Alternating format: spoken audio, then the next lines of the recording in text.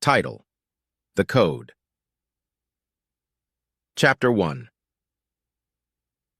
The night was chilly and gloomy in the heart of London. John Black, the detective inspector, was sitting at his desk looking over many case files. Even though he had been working on the same case for weeks, it seemed like he had made no progress. He wiped his weary eyelids and drank more coffee in an effort to stay awake. He rummaged through the papers until he found a file that drew his eye. The label for the case read, "The Cipher." It was a legendary case inside the police force that had gone unresolved for many years. Black had heard the rumors but had never actually worked on the case. The murderer was thorough and left no traces. He always left behind a cipher, a difficult-to-decipher code. Black was unable to refuse the assignment. He studied the case file for the remainder of the evening in an effort to decipher the encryption. Despite knowing it would be challenging, he was committed to finding the answer. Chapter 2. Black worked on the cipher for the following 4 days while sequestered in his office. He enlisted the assistance of Rachel, a gifted teenage cryptographer. Together, they tried to decipher the code day and night. It initially looked insurmountable.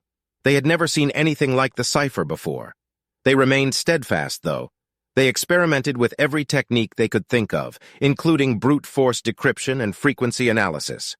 After working on the code for days, they succeeded. The advice was terrifying. It was a list of names, all belonging to the murderer's victims. Black realized they needed to move quickly.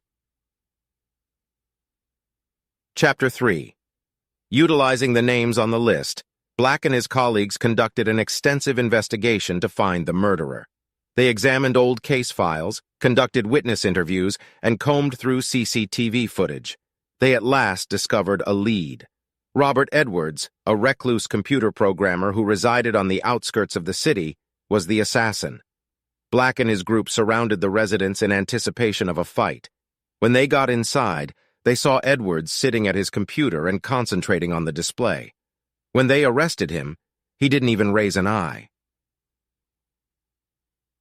Chapter 4.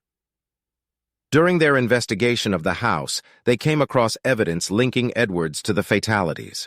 Images of the murders, media clippings, and even a diary were all present.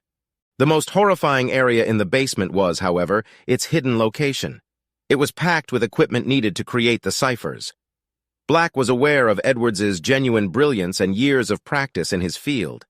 In the end, Edwards received a life sentence after being proven guilty of many murders. Black was aware that he had successfully concluded one of the most notorious cases in the history of the division. Epilogue. There will always be another case, Black realized as he sat at his desk and observed the city. However, he was also aware that he had a group of committed policemen who would put forth endless effort to ensure that the victims received justice. He contemplated the cipher, the formerly indecipherable code. He finally understood that persistence was sometimes all it took to crack a case.